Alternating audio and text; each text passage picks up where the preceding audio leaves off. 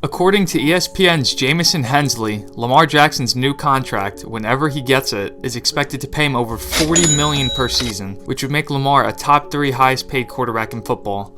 This situation between the Ravens and Lamar is very unique, and I'll explain why right now. Patrick Mahomes is currently on a super deal worth over $450 million, a deal that pays him $45 million per year annually. Josh Allen is the next highest paid at $43 million, then Dak Prescott at $40 million. These 3 quarterbacks are on long-term deals, but they are also more traditional pocket-style quarterbacks.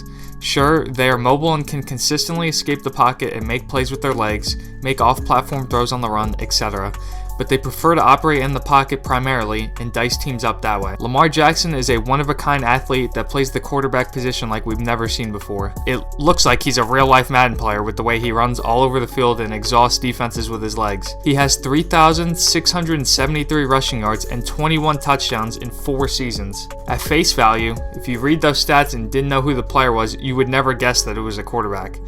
It's legitimately incredible how dynamic Lamar Jackson is as a runner, which can help mask some of his weaknesses as a passer. With that being said, I think the Ravens realize the dangers that could come with paying a quarterback big dollars when he has this style of play week in and week out. A quarterback is not supposed to take hits like a running back multiple times a game, but that's exactly what we see with Lamar Jackson. He's taken more hits than any other quarterback in the entire NFL since 2018. And while he has taken a lot of punishing hits, he has managed to stay somewhat healthy throughout his young career, up until the most crucial stretch of the season for this Ravens team. Lamar Jackson suffered an ankle injury and the Ravens absolutely fell off a cliff without him in the lineup, going from 8-4 and right in the thick of the playoff race to 8-9 and watching from the couch. It was definitely a slap in the face for the Ravens, who had previously made the playoffs the past 3 seasons. Also, it must be said, while backup quarterback Tyler Huntley did play solidly in relief of Lamar Jackson, it was very evident that he wasn't Lamar Jackson and never will be for Baltimore. So while the Ravens would be smart to lock Lamar Jackson in as the team's franchise guy for the next 3 to 5 years, they may try to take a year-by-year approach with him. While the Ravens want to extend Lamar Jackson before free agency opens in March, they could opt for the franchise tag. A franchise tag, for anyone that doesn't know, is essentially a 1-year option that a team can put on a player to prevent him from reaching free agency, thus buying more time for the team and the player to work out a contract.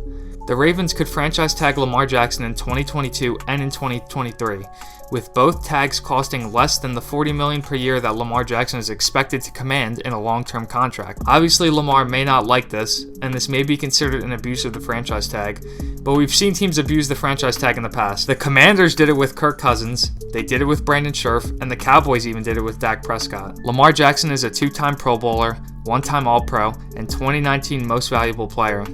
He's taken the Ravens to the playoffs every year that he has stayed healthy and has a record of 37-12 as a starter. He has proven himself as a superstar talent.